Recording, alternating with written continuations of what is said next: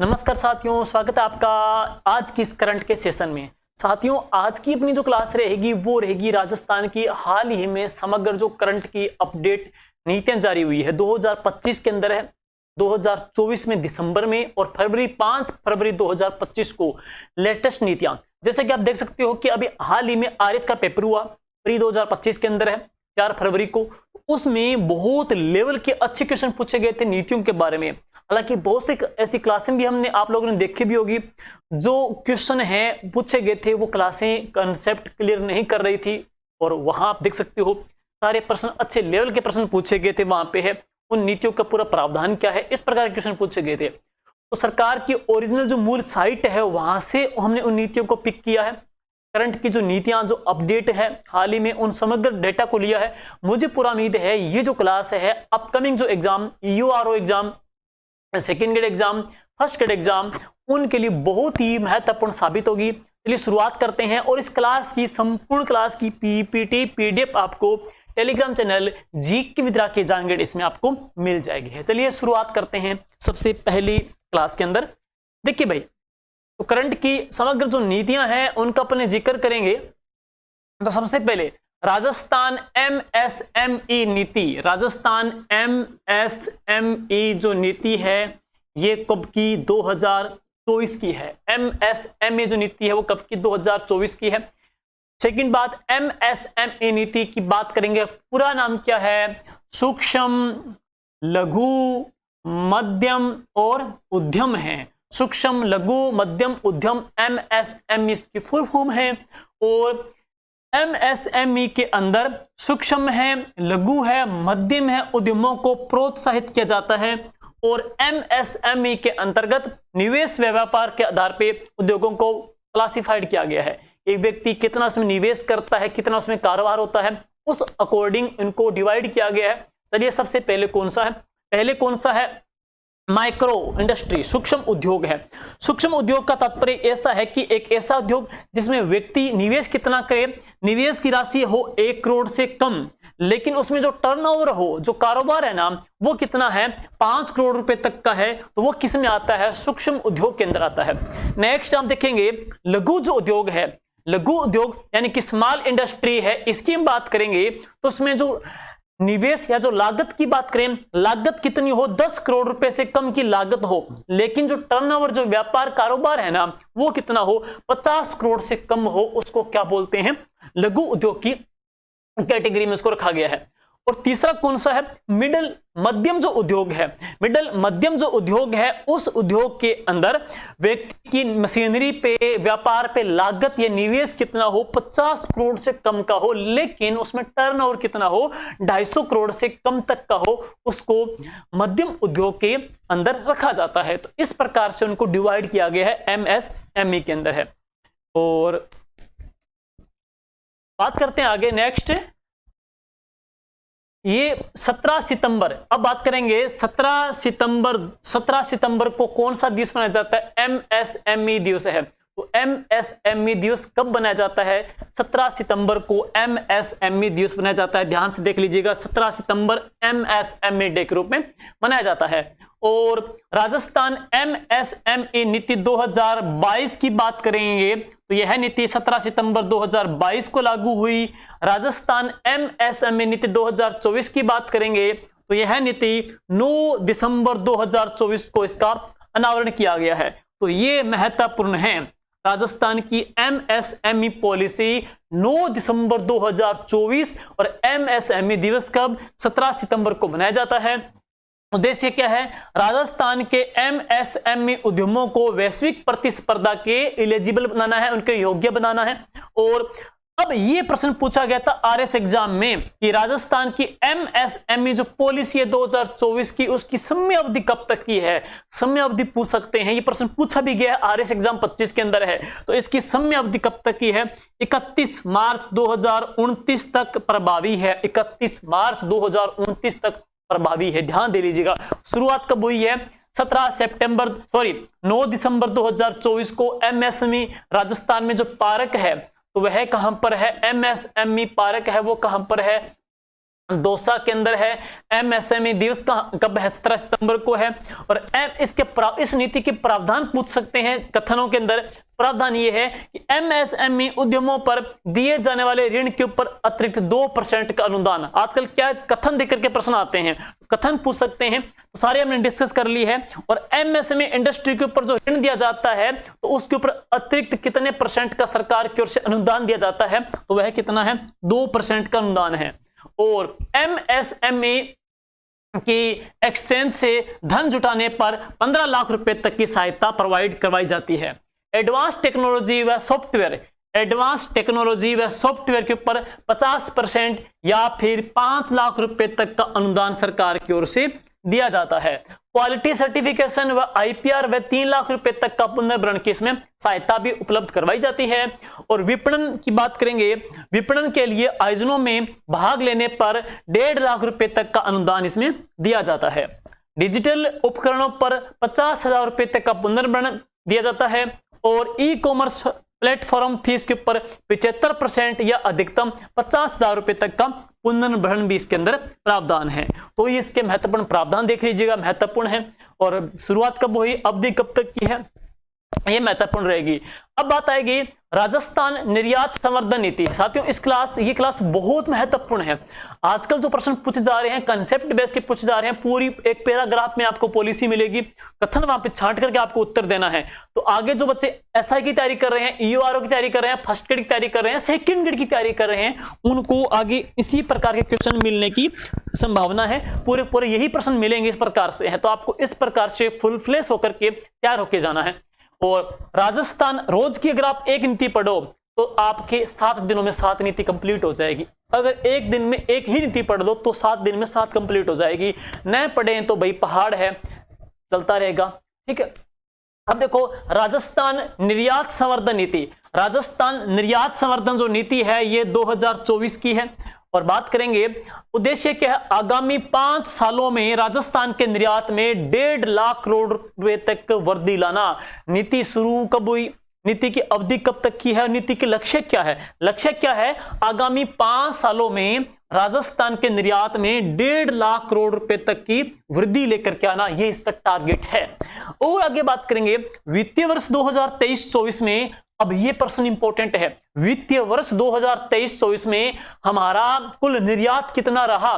कुल जो निर्यात रहा है वो 83,704.24 करोड़ रुपए रहा है, कुल निर्यात रहा है। और ये प्रश्न फिर पूछा गया आरएस एग्जाम के अंदर, राजस्थान से निर्यात किए जाने वाली जो वस्तुएं हैं उनको अवरोही या आरोही क्रम के अकॉर्डिंग क्रम से रखिएगा। तो प्रश्न सुनिएगा जरा, राजस्थान से निर्यात किए जाने वाली वस्तुएं हैं तो सबसे ज्यादा 1 नंबर पे पढ़ेंगे 16.60% में तो आ जाएगी इंजीनियरिंग वस्तुएं आ जाएगी।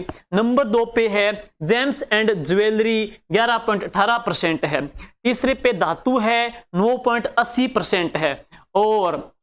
और इसके बाद में टेक्सटाइल पार्क है, टेक्सटाइल्स की बात करेंगे तो 8.80% है।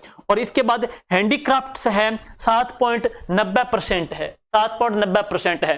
और कृषि व खाद्य पदार्थ कितने पे हैं तो 6.40% है। ये महत्वपूर्ण है। सेवा क्षेत्र की बात करेंगे, लाइब्रेरियन एग्जाम के अंदर भी है, सेकंड ग्रेड एग्जाम के अंदर भी है, सेवा क्षेत्र में भी प्रश्न आ सकता है क्या कि राजस्थान से निर्यात किए जाने वाले प्रमुख जो देश हैं तो उनका सर्वाधिक जो क्रम पूछा जाए, सर्वाधिक जो निर्यात की भागीदारी पूछी जाए किस कंट्री के साथ में है तो वो प्रश्न भी महत्वपूर्ण है। राजस्थान से निर्यात किए जाने वाली 5 जो शीर्ष वस्तुएं हैं वो आप लोगों ने पढ़ ली है। और कितना कुल निर्यात रहा है वो आपने पढ़ लिया है। निर्यात का जो नीति है उसका टारगेट 5 सालों में कितना है वो हमने कर लिया है। अब इसके बाद में निर्यात के अंदर हमारी जो भागीदारी किन किन देशों के साथ है और सबसे ज्यादा जो निर्यात की भागीदारी है वो कौन सी कंट्री के साथ में है तो वह किसके साथ में है, यूएसए के साथ में है, संयुक्त राज्य अमेरिका के साथ में है। 17.16% है, इंपोर्टेंट है भाई। ये लाइब्रेरियन ग्रेड 2 के लिए भी इंपोर्टेंट है, ईओआरओ के लिए इंपोर्टेंट है, आगामी एग्जाम के लिए बहुत बहुत इंपोर्टेंट है। सबसे ज्यादा नंबर 1 पे है यूएसए। यूएसए के बाद में नाम आता है यूएई, संयुक्त अरब अमीरात, जिसकी भागीदारी उसके साथ कितनी है 6.09% है। और इसके बाद यूके यूनाइटेड किंगडम इसके साथ कितनी है 3.21% है। और चौथे नंबर पे है जर्मनी 2.84 पे है। तो यूएसए है, यूएई है और यूके है, यूएसए है, यूएई है, यूके है, नंबर 4 पे आ जाएगा जर्मनी आ जाएगा है। और निर्यात किए जाने वाली जो चीजें हैं उनमें 16% के साथ सबसे ज्यादा हम बात करेंगे राजस्थान के अंदर है।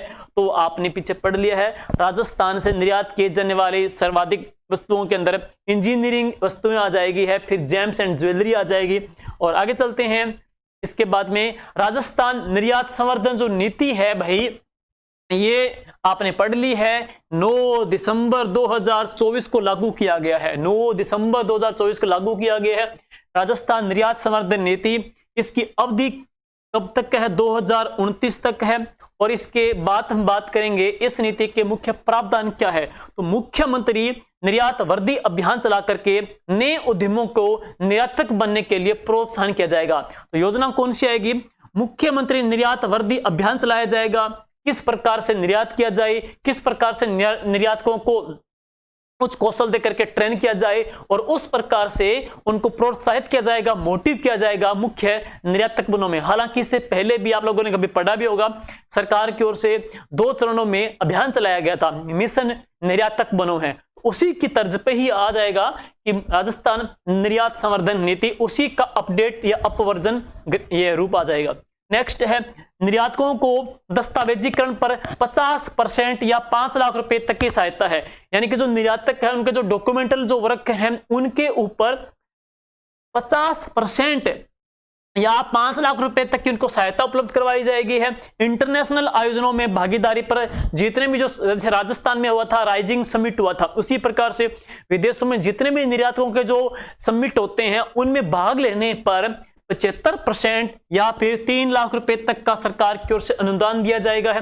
तकनीकी अपग्रेडेशन पर 75% या 50 लाख की तक की सहायता प्रोवाइड कराई जाएगी। और ई कॉमर्स प्लेटफॉर्म फीस पर 75% या फिर 2 लाख रुपए तक का पुनर्भरण सरकार की ओर से किया जाएगा। तो ध्यान दीजिए भाई, नीतियों के संदर्भ में प्रावधान पढ़ना है, उनकी अवधि पढ़नी है, उनका लक्ष्य पढ़ना है, वो शुरू कब हुई थी, ये सारे कंसेप्ट इंपॉर्टेंट है आपको आगे आरएस जैसे एग्जाम में प्रश्न पूछे गए थे उनको करेक्ट करने के लिए है। और आगे करेंगे ओडीओपी चर्चा में है, 1 district 1 product, 1 district 1 product, ODOP, एक जिला एक उत्पाद है। साथियों, एक जिला एक उत्पाद नीति 2024 जैसे कि दिख रहा है कि हम अक्सर पढ़ते रहते हैं कि फलाने जिले का ओडीओपी क्या, जैसे मकराना का मार्बल है, कहीं का लहसुन है, कृषि के क्षेत्र में भी है, किसी क्षेत्र का कोई, इसके अलावा बात करते हैं तो कोई इमारती पत्थर आ जाता है, कहीं का सिलटी पत्थर आ जाता है। तो एक जिले की कोई विशिष्ट पहचान होती है। तो वहां के लोकल के जो इंफ्रास्ट्रक्चर को डेवलप करने के लिए है, लोकल के निवेशकों को तैयार करने के लिए ओडीओपी सरकार की ओर से डिक्लेयर किए जाते हैं। तो सरकार ने एक पॉलिसी जारी की है, एक जिला एक उत्पाद नीति, और यह नीति भी कब जारी हुई, 9 दिसंबर 2024 की। सभी की डेट भाई सभी की सेम आ रही है लगभग, 9 दिसंबर 2024 की। उद्देश्य क्या है, विशिष्ट जो प्रोडक्ट होते हैं उस शिल्प का लाभ उठा करके प्रत्येक जिले की अर्थव्यवस्था को बढ़ाना है। जैसे जयपुर की मान लो ब्लू पोट्री शिल्प कला है, तो स्थानीय जो कलाकार हैं उनको प्रोत्साहित करना है, उनकी इकोनॉमी में, स्टेट की इकोनॉमी में वृद्धि करना है, उनको तैयार करना है, प्रोत्साहित करना है, और हमारे राज्य की अर्थव्यवस्था में क्या है, सुधार करना है। नेक्स्ट है, ताकि जिलों को ओडीओपी उत्पादों में बदला जा सके। नेक्स्ट है, ओडीओपी से जुड़े हुए कारीगर हैं, कला शिल्पकार हैं, कृषक है, निर्माताओं को सशक्त बना करके आय से वृद्धि करना और स्थानीय रोजगार के अवसरों को बढ़ा देना। तो लोकल के जो लोग हैं, जैसे बात करें मथानिया की फेमस क्या मिर्ची है, तो मथानिया की मिर्ची है, तो विशेष तौर पे सरकार क्या करेगी, ओडीओपी के अंदर उनको डिक्लेयर करके जोधपुर का या मथानिया क्षेत्र का है, लोकल के क्षेत्र है, लोकल के जो किसान है उनको सशक्त बना करके उनको रोजगार के नए अवसर है उपलब्ध करवाने की कोशिश करेगी, इसी पॉलिसी के तहत है। और आगे है प्रावधान, नवीन सूक्ष्म उद्योगों को, अब ये देखिएगा वेरी वेरी इंपॉर्टेंट है, नवीन सूक्ष्म उद्योगों को 25% या अधिकतम 15 लाख रुपए एवं लघु उद्योगों को 15% या अधिकतम 20 लाख रुपए तक का अनुदान की सहायता है। वापिस सुनिएगा, सूक्ष्म उद्योगों को तो 25% है, जबकि लघु उद्योगों को क्या है 15% तक का अनुदान की सहायता मिलती है। 25% यानी कि कितना 15 लाख रुपए है, जबकि यहां 15% यानी कि कितना है 20 लाख रुपए तक की अनुदान की सहायता उपलब्ध करवाना है। नेक्स्ट है सूक्ष्म व लघु उद्यमों को एडवांस टेक्नोलॉजी व सॉफ्टवेयर के ऊपर 50% या 5 लाख रुपए तक का अनुदान उपलब्ध करवाना है। क्वालिटी सर्टिफिकेशन व आईपीआर पर 75% या फिर 3 लाख रुपए तक का पुनर्भरण करना है। विपणन आयोजनों में भाग लेने के लिए 2 लाख रुपए तक की सहायता है। मार्केटिंग के जितने भी जो सेमिनार वगैरह होते हैं उसमें भाग लेने के ऊपर भी 2 लाख रुपए की सहायता दी जाती है। ई कॉमर्स प्लेटफॉर्म फीस पर 75% या फिर 1 लाख रुपए तक प्रतिवर्ष का 2 साल तक का पुनर्भरण किया जाता है। और कैटलॉगिंग व ई कॉमर्स के विकास के लिए 60% या 75,000 रुपए एक मुश्त की सहायता उपलब्ध करवाई जाती है। तो प्रावधान अच्छे से देखने आपको। नेक्स्ट, राजस्थान राज्य खनिज नीति है। यह प्रश्न पूछा गया था एग्जाम के अंदर है। राजस्थान राज्य खनिज नीति का हम चर्चा करेंगे आगे, कैसे प्रश्न पूछे गए थे। आरएस एग्जाम में ये कथन देके पूछा गया था, इसकी अवधि पूछी गई थी, इसके लक्ष्य पूछे गए थे, इस प्रकार से लक्ष्य पूछे गए थे और ये प्रश्न भी पूछा गया था। देखिए, राजस्थान राज्य खनिज नीति है, सेम डेट मिलेगी आपको। लागू कब हुई थी? 9 दिसंबर 2024 को। 9 दिसंबर 2024 को लागू हुई थी। राजस्थान में कुल 22 प्रमुख खनिज और 36 लघु खनिजों का खनन होता है। राजस्थान, ये वेरी वेरी इंपॉर्टेंट है। और होता कितना है और इस खनिज नीति में करना कितना है, कब तक करना है, ये भी लक्ष्य इसके अंदर है। तो वापिस पढ़ेंगे, इस नीति में राजस्थान की बात करेंगे। राजस्थान में कुल 22 प्रमुख खनिज और 36 लघु खनिजों का उत्खनन होता है। 22 और 36 है लघु खनिजों का खनन होता है, जबकि 22 क्या है प्रमुख खनिजों का खनन राजस्थान में होता है। राज्य में उत्पादित खनन गतिविधियों के अंतर्गत आने वाले क्षेत्र राजस्थान के कुल भौगोलिक क्षेत्र का 0.68% है। ये और इंपॉर्टेंट है, जैसे जावर है, रामपुरा, आगुच्चा वगैरह, देवारी पढ़ते हो, नीमला रायसला पढ़ते हो, नाथरा की पाल पढ़ते हो। राजस्थान के जितने भी जो खनन के क्षेत्र हैं वो राजस्थान के कुल क्षेत्रफल का कितने परसेंट का है फैला है? तो 0.68% पे है। राजस्थान से 22 प्रमुख खनिज प्राप्त होते हैं और 36 लघु खनिजों का खनन होता है। और राजस्थान राज्य खनिज नीति 2024 के टारगेट क्या है? यह प्रश्न आया था आरएस एग्जाम में। टारगेट क्या है? देखो, मौजूदा 0.68% रियायत क्षेत्र को 2029-30 तक क्या करना है? 1% तक फैलाना है। वर्तमान में 0.68 है खनन क्षेत्र, 2029-30 को तक इसको 1% करने का टारगेट सरकार का है। प्लस इसके अलावा हम बात करेंगे 2046-47 तक इसको डबल करना है। कितना? 2% करना है। तो वर्तमान की बात करेंगे तो अब कितना है? 0.68% है 2029 तक, और 2040 और 47 तक है। 2029 तक कितना करना है? 1%। 2040-47 तक यानी कितना करना है? 2% करना है। और 2047 तक निकाले जाने वाले खनिजों की संख्या, 2047 तक निकाले जाने वाले खनिजों की संख्या है वो कितनी करनी है? 58 से बढ़ा करके 70 करनी है। तो वर्तमान की बात करेंगे, वर्तमान में कितनी है? 6 और 2 8, 3 और 2 5। तो वर्तमान में कितने हैं? वो 58 प्रकार के खनिज राजस्थान से निकाले जाते हैं। ये प्रश्न आया था एग्जाम के अंदर। लेकिन 2047 तक को क्या करना है? इस टारगेट को 58 से कितना करना? 70% करना है। ये इंपॉर्टेंट प्रश्न है आगामी एग्जाम के लिए। नेक्स्ट, 2025-26 में 5 ब्लॉक से शुरू पूर्व एबेंडेड मंजूरी के साथ 50 प्रमुख खनिज ब्लॉकों की नीलामी 2029-30 तक करना है। 2029-30 तक 50 लाख और 2047 तक 1 करोड़ से अधिक लोगों को रोजगार प्रदान करना है। देखिए भाई, 2029-30 तक तो क्या है? 50 लाख लोगों को रोजगार देना, जबकि 2046-47 तक सीधे डबल यानी कि 1 करोड़ लोगों को रोजगार के अवसर है खनन के क्षेत्र में उपलब्ध करवाना है। आगे बात करेंगे राज्य की जीडीपी में खनिज क्षेत्र का वर्तमान योगदान, वेरी वेरी इंपॉर्टेंट है। राज्य की जो जीडीपी है, सकल घरेलू उत्पाद में खनिजों का जो योगदान है तो वह कितना है, 3.4% है, 8% है। लेकिन इस नीति का टारगेट क्या है, इस नीति का टारगेट यह है कि 2029-30 तक है इसको कितना करना है, 5% करना है, और 2046-47 तक कितना करना है, 8% करना है। तो वर्तमान में है 3.4%, 29-30 तक करना है 5%, और 2046-47 तक इसको 8% करना है।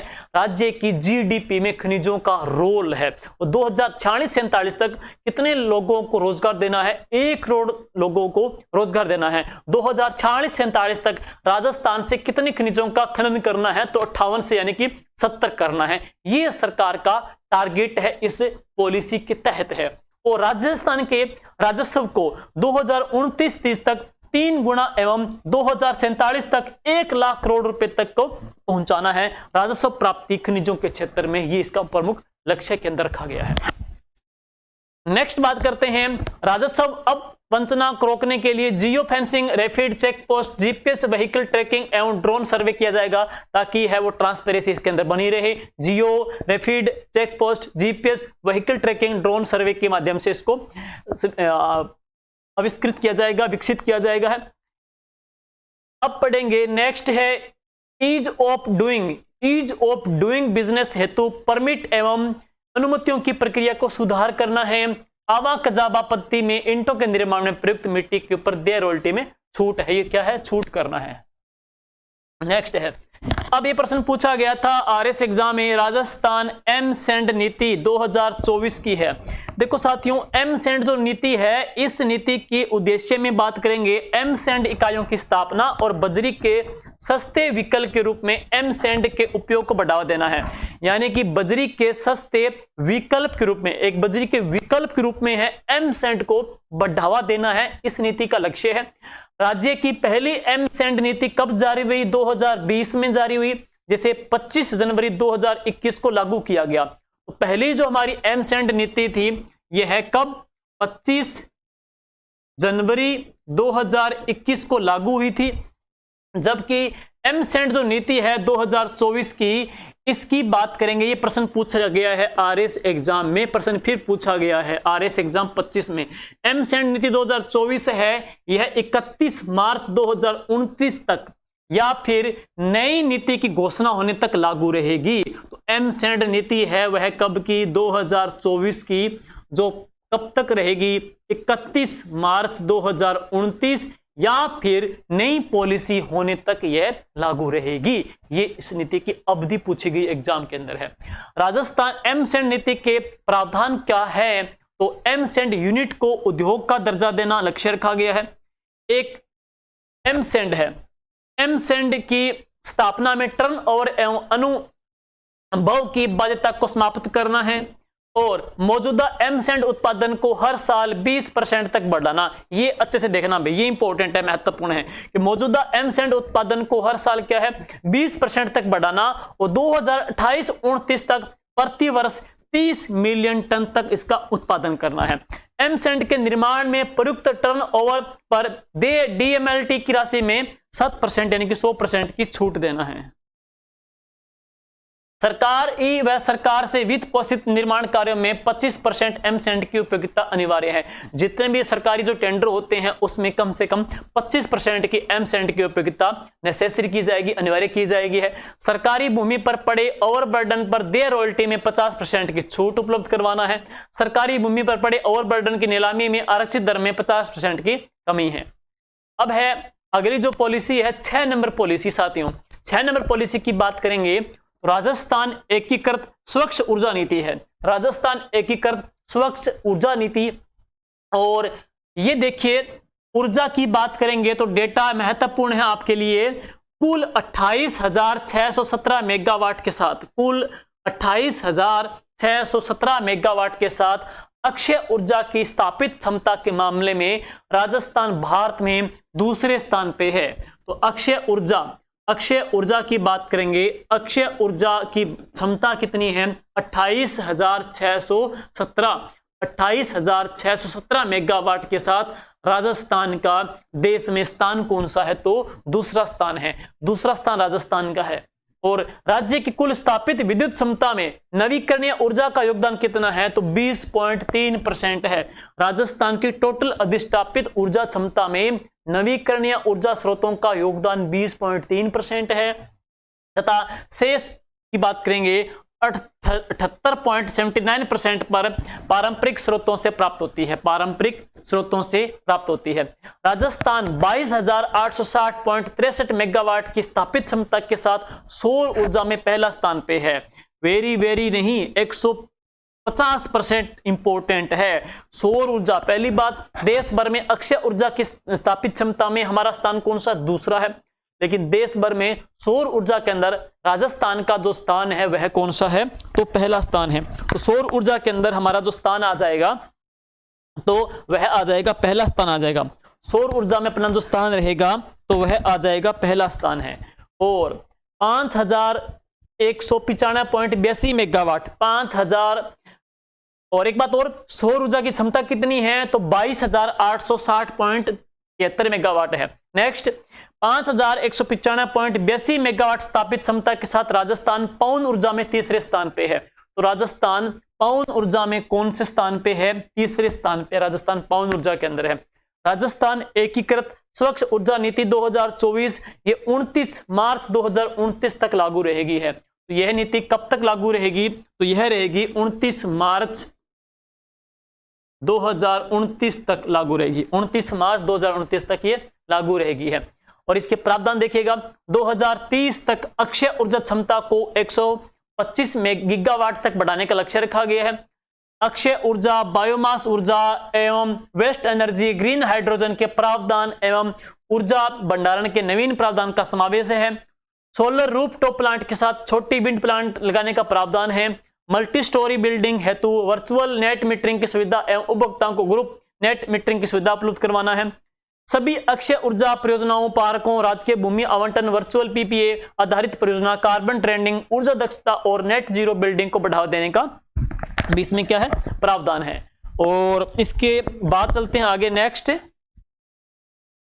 राजस्थान ग्रीन हाइड्रोजन नीति है। एक मिनट, इस ग्रीन हाइड्रोजन नीति की अपनी बात करेंगे।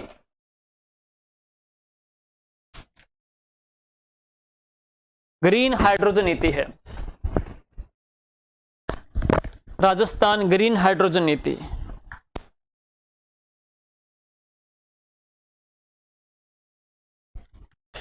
देखिए, राजस्थान ग्रीन हाइड्रोजन नीति, तो ये नीति कब की है? 2023 की है। एक दो एग्जाम में इसका प्रश्न भी पूछा जा चुका है राजस्थान ग्रीन हाइड्रोजन नीति के बारे में। राजस्थान ग्रीन हाइड्रोजन जो नीति है, राजस्थान ग्रीन हाइड्रोजन नीति है, यह है लागू कब हुई थी? 29 सितंबर 2023 को, 29 सितंबर 2023 को लागू हुई। ये डेट इंपोर्टेंट। उद्देश्य क्या है? ग्रीन हाइड्रोजन के उत्पादन को बढ़ावा देना है। प्रावधान, इस नीति के तहत वर्ष 2030 तक 2000 किलो टन प्रतिवर्ष ऊर्जा उत्पादन का लक्ष्य रखा गया है। पहली विशेषता यह है कि इस नीति का टारगेट क्या है? 2030 तक 2000 किलो टन प्रति वर्ष ऊर्जा उत्पादन का टारगेट है। ये प्रतिवर्ष का है, ये प्रतिवर्ष का टारगेट रखा है। 2000 किलो प्रतिवर्ष, 2000 किलो टन प्रतिवर्ष का टारगेट रखा गया है। परिशोधित खारे पानी से ग्रीन हाइड्रोजन उत्पादन के लिए भूमि आवंटन में प्राथमिकता है एवं अनुसंधान केंद्र की स्थापना के लिए 30% या अधिकतम 5 करोड़ की राशि है। बिजली संयंत्रों के लिए बैंकिंग शुल्क में भी 7 से लेकर 10 साल तक की छूट दी जाएगी। और अगली जो पॉलिसी है तो वह कौन सी है? राजस्थान टेक्सटाइल एंड अपैरल नीति 2024 की है। उसका उद्देश्य साथियों बात करें क्या है? साल 2029 तक टेक्सटाइल सेक्टर में 15,000 करोड़ रुपए का निवेश करना।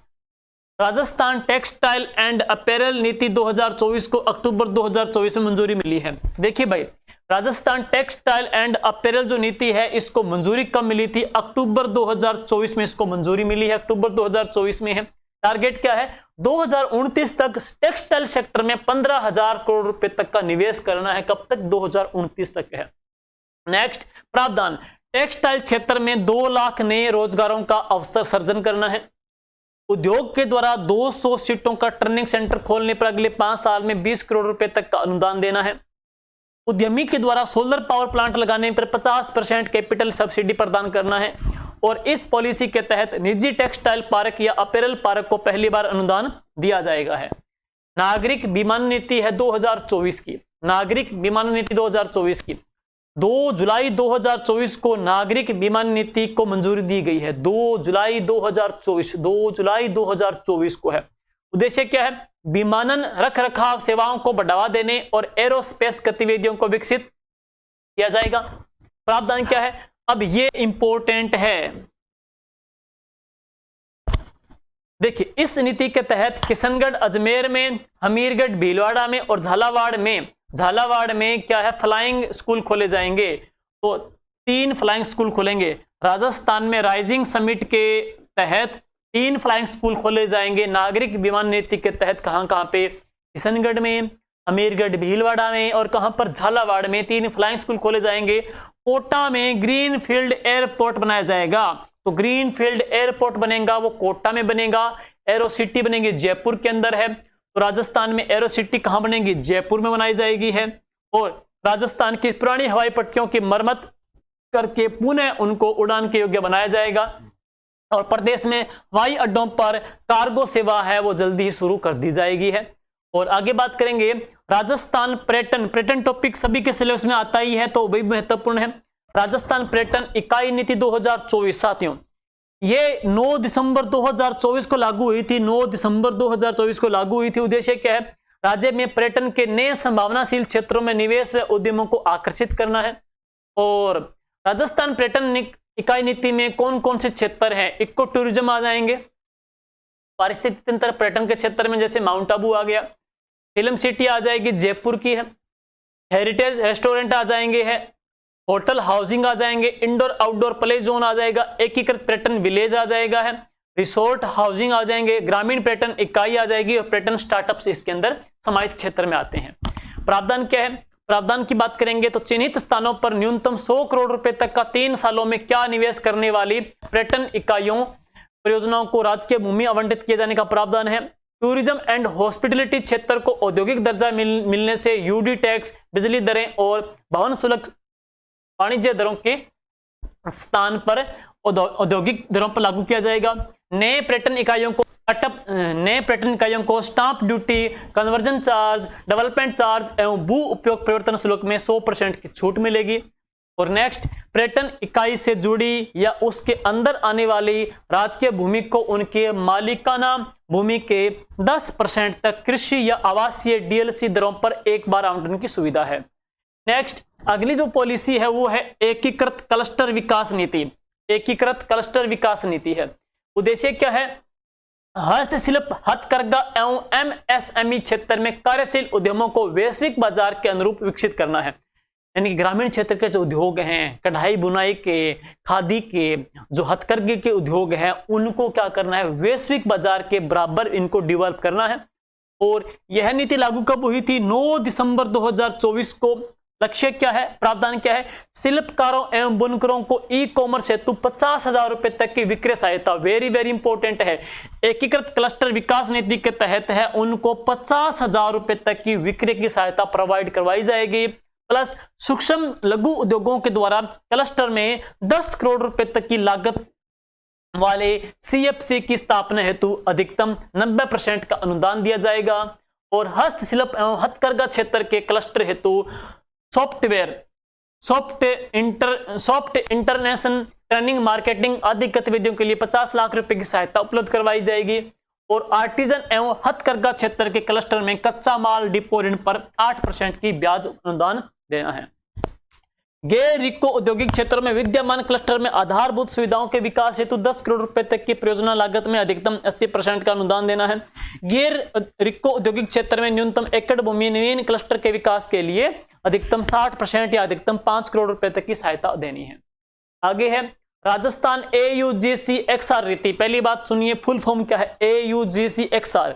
देखो भाई, AUGC की और XR की है तो A का मतलब है एनिमेशन, U की बात करेंगे विजुअल इफेक्ट है, और G बोले तो गेमिंग आ जाएगा, सी बोले तो कॉमिक्स आ जाएगा, और एक्सटेंडेड रियलिटी तो इसको बोलते हैं AUGC XR पॉलिसी 2024 की है।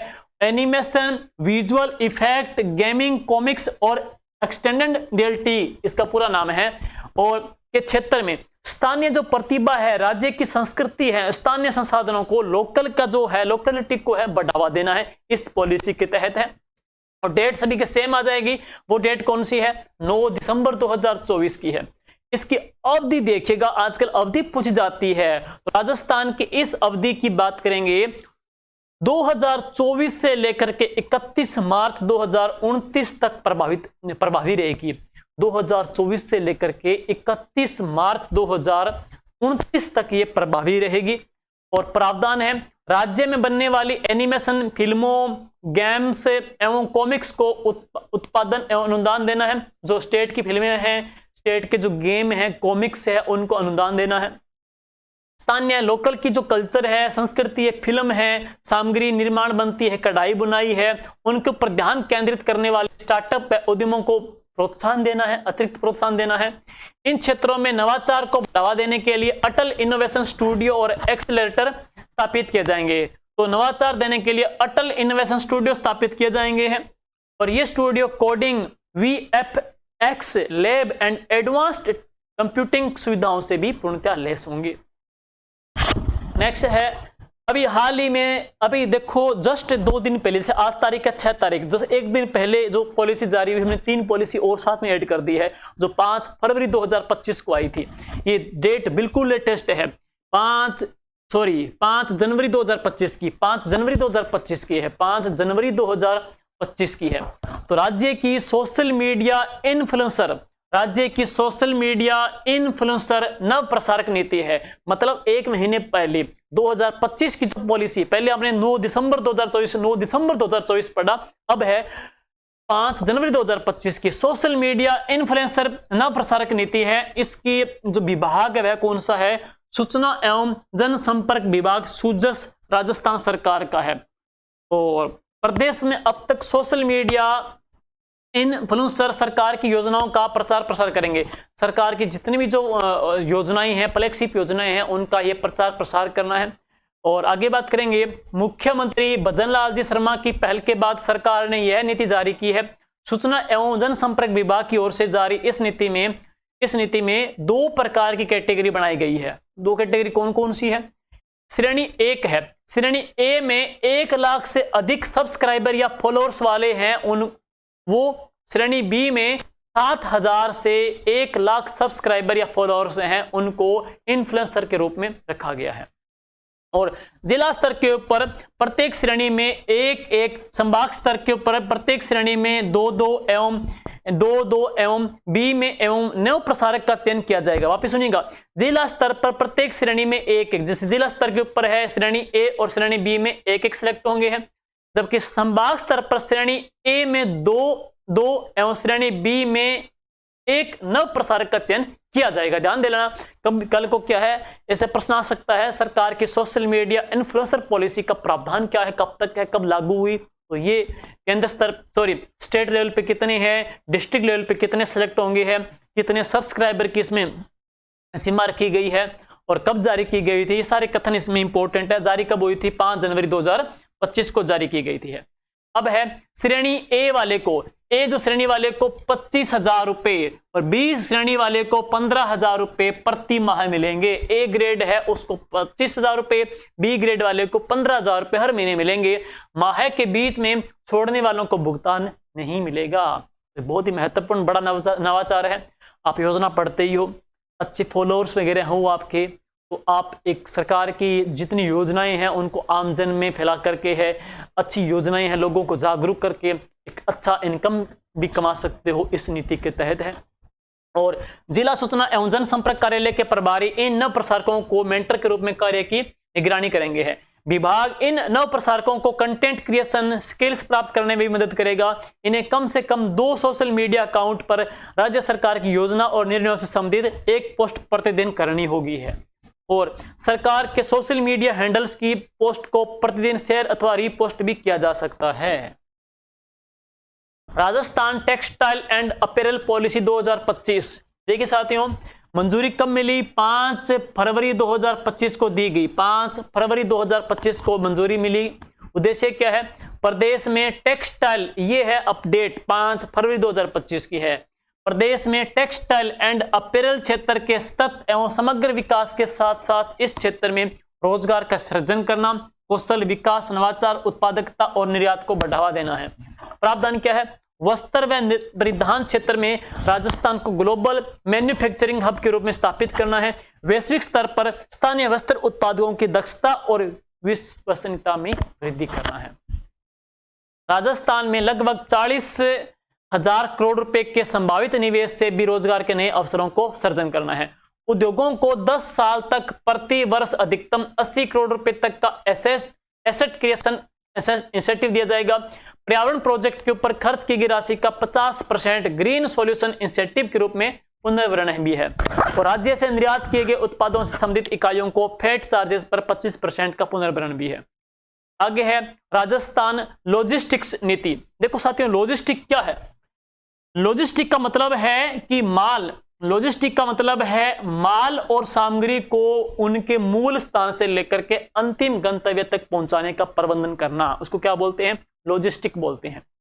और इसको मंजूरी कब मिली? इसको मंजूरी मिली है 5 फरवरी 2025 को मिली है। और यह एक नियोजन ढांचा है जिसके तहत व्यवसाय अपने माल को स्टोर करते हैं और ग्राहकों तक पहुंचाते हैं। उद्देश्य क्या है? राज्य में औद्योगिक विकास को प्रोत्साहन देने और कनेक्टिविटी में वृद्धि करते हुए लॉजिस्टिक लागत में कमी लेकर के आना है। ठीक है। और प्रावधान की बात करेंगे, राजस्थान लॉजिस्टिक नीति 2025 के तहत विभिन्न लॉजिस्टिक सुविधाएं जैसे वेयर हाउस होते हैं, साइलो बैग होते हैं जिसमें क्या है अनाजों को स्टोरेज किया जाता है, वेयर हाउस के माध्यम से स्टोरेज करते हैं, कोल्ड स्टोरेज भी है, इनलैंड कंटेनर डिपो शुष्क बंदरगाह भी है, एयर फ्रंट स्टेशन है, कार्गो टर्मिनल है, ट्रैकर पार्क है, कैपिटल सब्सिडी ब्याज अनुदान में 25% की छूट प्रदान करना। 25% की छूट, ध्यान दे लीजिएगा, वेरी वेरी 25% की छूट। निजी मल्टी मॉडल लॉजिस्टिक पार्क और एकीकृत लॉजिस्टिक पार्क डेवलपर को ब्याज सब्सिडी, स्टाम्प ड्यूटी और बिजली शुल्क में भी छूट दी गई है। वेयर हाउस को उद्योग के दर्जे से लॉजिस्टिक क्षेत्र में 10,000 करोड़ रुपए तक का निवेश संभव है। यह नीति लॉजिस्टिक सुविधाओं की मैपिंग और लॉजिस्टिक क्षेत्र में निजी निवेश को आकर्षित कर रोजगार सर्जन में सहायक भी सिद्ध होगी है। और इसके बाद में है रिको के आगामी औद्योगिक क्षेत्रों में अधिकतम 10 एकड़ या फिर 10% आवंटन योग्य भूमि लॉजिस्टिक सुविधाओं के लिए आरक्षित है। नेक्स्ट सुनिएगा, डेटा सेंटर नीति 2025 की है। सूचना प्रौद्योगिकी एवं तकनीकी के बढ़ते प्रभाव को ध्यान में रखते हुए राजस्थान में निजी क्षेत्र में डेटा सेंटर्स की स्थापना को प्रोत्साहित करने के लिए राजस्थान डेटा सेंटर पॉलिसी को 5 फरवरी 2025 को मंजूरी मिली है। तो एक लॉजिस्टिक पॉलिसी है 5 फरवरी 2025 को है, डेटा सेंटर पॉलिसी कब की है? 5 फरवरी 2025 को है। महत्वपूर्ण अभी की नीतियां हैं ये। इसका उद्देश्य क्या है? राज्य में विश्व स्तरीय डेटा सेंटर इकोसिस्टम डेवलप करना एवं राजस्थान को डेटा के क्षेत्र में प्रमुख गंतव्य एक केंद्र भी बनाना है। अब है प्रावधान। प्रावधान की बात करेंगे। प्रावधान है डेटा सेंटर नीति 2025 के क्रियान्वयन से राज्य में आगामी 5 वर्षों में 20,000 करोड़ रुपए का निवेश संभव करना है। डेटा सेंटर नीति 2025 के तहत निजी कंपनियां डेटा सेंटर स्थापित कर सकेगी और 100 करोड़ रुपए से अधिक का निवेश करने वाले पहले 3 डेटा सेंटर को स्टाम्प ड्यूटी, भू रूपांतरण शुल्क और बिजली ड्यूटी में 100% की छूट है।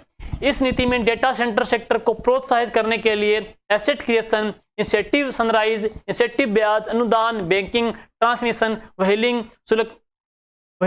शुल्क में छूट है। भूमि संबंधी फ्लेक्सिबल भुगतान सुविधा, स्टाम्प ड्यूटी, भू रूपांतरण, विद्युत शुल्क में छूट तथा बाह्य विकास शुल्क में भी छूट है। और यह नीति राज्य में स्थापित होने वाले डेटा सेंटर्स की गतिविधियों की दक्षता, सुरक्षा और विश्वसनीयता को प्रभावी बनाएगी है। अब इसके बाद में एक पॉलिसी और है, राजस्थान की युवा नीति है। युवा नीति है, डेटा सेंटर पॉलिसी है, ये नई नीतियां हैं। और इसी नीति का अनुमोदन भी कब हुआ था? 5 फरवरी 2025 को हुआ था। राजस्थान युवा नीति 2025 को राज्य युवा नीति 2013 के स्थान पर लागू किया जाएगा। तो राजस्थान की जो युवा नीति थी वो पहले कब की थी? 2013 की थी। उसकी बजाय अब इसको लागू कर दिया गया है, 5 फरवरी 2025 वाली को है। किशोर एवं युवा नीति 2008 को, किशोर एवं युवा नीति कब की है? 2008 को परिवर्तित करके राज्य युवा नीति 2013 को लागू किया गया। अब 2013 के बजाय ये 2025 वाली को लागू किया जाएगा। नेक्स्ट, उद्देश्य क्या है? राज्य में गुणवत्ता युक्त शिक्षा, कौशल, स्वास्थ्य, रोजगार, उद्यमिता, बुनियादी अधिकारों तक युवाओं की पहुंच को सुनिश्चित करना है। इस युवा नीति का टारगेट है। मुख्यमंत्री जी ने घोषणा की थी बजट में कि हम एक युवा नीति भी लेके आएंगे, और ये युवा नीति आ चुकी है। आगामी बहुत महत्वपूर्ण राजस्थान के विकास को चरम उत्कर्ष पे उद्यम के क्षेत्र में है, खेल के क्षेत्र में है, नवाचार के क्षेत्र में है, डेवलप करने के लिए सरकार की युवा नीति 5 फरवरी 2025 को अनुमोदित हो गई है। और तो ये इसके महत्वपूर्ण लक्ष्य हैं। अब बात करते हैं राजस्थान, ये प्रश्न पूछे गए थे आरएस एग्जाम के अंदर है। देखो भाई, एग्जाम हुआ था आरएस का, और आरएस एग्जाम में आरएस का जो एग्जाम हुआ 2025 में, उसमें जो प्रश्न पूछे गए थे और वो देखिएगा, आपने पढ़ा ही है, 3-4 प्रश्न आए थे। इस प्रकार से है कि राजस्थान सरकार ने एम सैंड नीति वर्ष 2024 में घोषित की। तो उसने पूछा ये प्रभावी कब तक रहेगी? 31 मार्च 2029 तक, या फिर नई नीति की घोषणा होने तक है। 31 मार्च 2023 तक, या फिर नई नीति की घोषणा होने तक है। 31 मार्च 2032 तक, 31 जून 2029 तक। ये भी नहीं है, ये भी नहीं है, ये भी नहीं है। राइट आंसर क्या था? 31 मार्च 2029 या फिर नई नीति जारी होने तक है। नेक्स्ट है, अब है राजस्थान एमएसएमई नीति 2024 निम्नलिखित में से किस दिनांक तक लागू रहेगी? तो कौन सी डेट तक लागू रहेगी? एमएसएमई नीति राजस्थान की है 31 मार्च 2028 तक है। पीछे आपने जो पढ़ी थी, ये जो नीति थी कौन सी थी? एम सैंड नीति थी, 2024 की है, 31 मार्च 2029 तक की है। तो अब इसकी बात हम करेंगे, तो राजस्थान की एमएसएमई जो नीति है ये कौन सी दिनांक तक लागू रहेगी? तो ये क्वेश्चन भी है, किसमें पूछा गया है? आरएस एग्जाम में है। तो हम देख सकते हैं कि ये जो एग्जाम हुए थे, इन एग्जाम के अंदर क्या है? नीति है, उनकी अवधि पूछ सकते हैं। नीति कब जारी हुई? 2024 में है, कब तक रहेगी? उस नीति के प्रावधान क्या है? ये सारे कंसेप्ट आपको पढ़ना है। ये प्रश्न भी आरएस 2025 में पूछा गया है। इसी प्रकार से बहुत ही बड़ा अच्छा प्रश्न पूछा गया आरएस एग्जाम के अंदर, वेरी वेरी इंपॉर्टेंट। ये प्रश्न हम देखेंगे पूरा डिटेल से। ये भी आरएस में पूछा गया कि राजस्थान खनिज नीति 2024 के लक्ष्यों के संदर्भ में निम्न कथनों पर ध्यान देना है। आपको निम्न कथनों पर ध्यान देना है। पहला क्या है कि वर्ष 2046 और 47 तक प्रत्यक्ष व अप्रत्यक्ष 1 करोड़ व्यक्तियों को तथा 2029-30 तक 50 लाख व्यक्तियों को रोजगार प्रदान करना है। हमने पढ़ा था कि राजस्थान की इस नीति का लक्ष्य क्या है? 2029-30 तक है 50 लाख लोगों को रोजगार देना है, और 2046-47 तक क्या है? 1 करोड़ लोगों को रोजगार देना है। तो ये कथन तो क्या सही है? राज्य की जीडीपी में वर्तमान में जो योगदान है वो कितना है? 3.4 है। 3.4 है। 2029 तक की बात करेंगे तो उसको कितना करना है? 5%। 2046-47 तक कितना करना है? 8% करना है। ये भी बिल्कुल कथन सही है, ये हमने पीछे पढ़ लिया है। नेक्स्ट, खनन के अंतर्गत खनिजों की जो संख्या है आपने पढ़ा था 36 और 22, यानी कितनी हो गई? 58 है। 58 को बढ़ा करके 2047 तक कितना करना है? 70 करना है। तो निम्न में ये भी सही है। अब क्या पूछ रहा है कि निम्नलिखित कथनों में से कौन से कथन सही है? ए और बी, बी और सी, ए और सी या ए बी सी? तो उत्तर क्या जाएगा? ए बी और सी इसका राइट आंसर आ जाएगा है। ए बी सी इसका राइट आंसर आ जाएगा। तो साथियों ये क्लास थी, बहुत इंपॉर्टेंट है। मानते हैं टॉपिक हार्ड है, प्रावधान हार्ड है, लेकिन कंपटीशन में, रेस में बनने के लिए आपको पढ़ना पड़ेगा। या तो छोड़ दीजिएगा या फिर कुछ भी मत छोड़िएगा। ये आप फॉलो अपना लीजिएगा। रोज की एक पॉलिसी पढ़ोगे तो अपकमिंग जो एग्जाम, बड़े एग्जाम है, सेकंड ग्रेड का, फर्स्ट ग्रेड का, ईयूआरओ के बड़े बड़े एग्जाम हैं, जेल प्रेरी के एग्जाम है, पटवार के एग्जाम है, वीडियो के एग्जाम है, उनमें आपको ऐसे अच्छे प्रश्न देखने को मिलेंगे। मुझे उम्मीद है ये क्लास आप लाइक करोगे, शेयर करोगे, कमेंट करोगे, और आपके अच्छे कमेंट हम लोगों को मोटिव करने वाले होते हैं।